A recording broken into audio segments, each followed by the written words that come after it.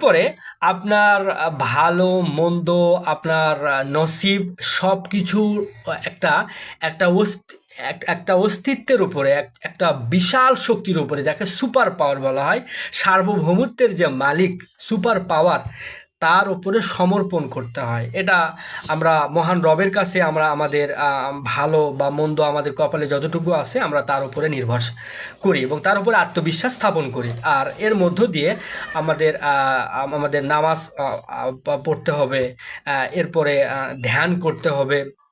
এরপরে এক মানে সর্বোপরি যে কথাটা, যে আপনার ভালো বা মন্দ যেটাই আসুক সেটা একমাত্র আল্লাহ তাআলার পক্ষ থেকে আসে, এটা আমাদের মাথায় রেখে কাজ করতে হবে। তো আশা করছি আমরা সবাই ব্যাপারটা বুঝতে পারছি।